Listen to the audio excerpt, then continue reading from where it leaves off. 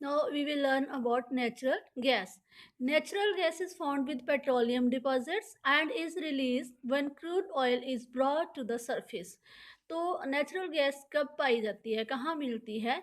जब crude oil जो surface पे हम लेके आते हैं, जब हम उसको एक्सट्रैक्ट कर रहे होते हैं, तो at the same time we get natural gas.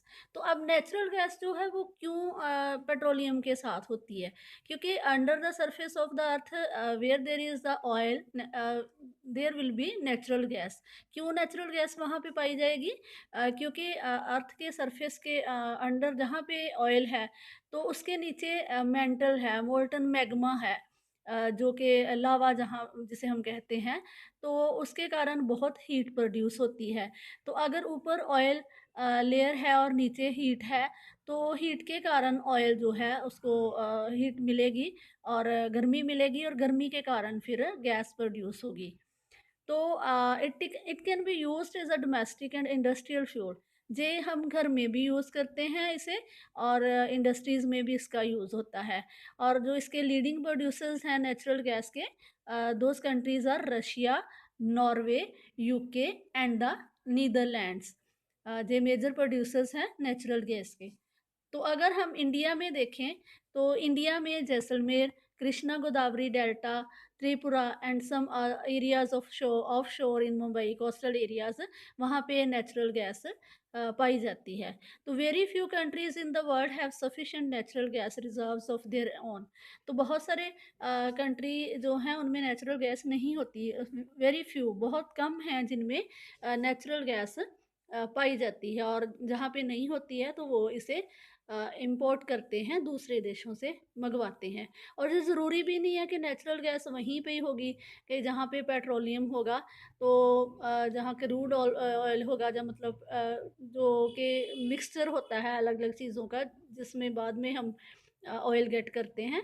तो कई बार क्या होता है कि जहाँ पे ऑयल है तो नीचे बहुत ज़्यादा हीट है, तो उसके कारण वो बॉयल होता है ऑयल, तो बिना तेल निकाले भी वहाँ से फिर गैस जो है वो निकलती है।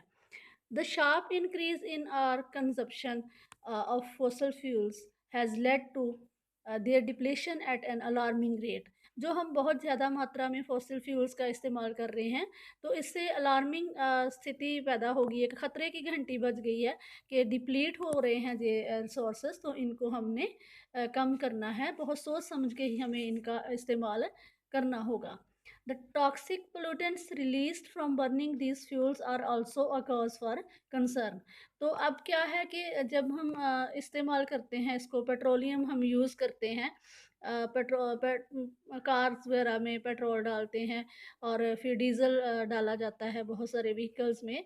तो इससे बहुत सारे जो पोल्यूटेंट्स हैं निकलते हैं, जो कि एनवायरनमेंट को पोल्यूट करते हैं, प्रदूषित करते हैं। तो unchecked burning of fossil fuel is like an unchecked tripping tap. तो अगर हम इसको चेक ना करें, इसके तरफ ध्यान ना दें, तो वैसे ही नुकसान होगा जैसे एक ड्रिपिंग टैप से होता है कि पानी टपक रहा है और पानी वेस्ट होता जा रहा है। तो इसी तरह से अगर हम ऑयल को, इन फॉसिल फ्यूल्स को ध्यान से नहीं यूज़ करेंगे, तो इनका लॉस होगा। तो this has led to the tapping of various non-conventional sources of energy that are cleaner alternatives to fossil fuels।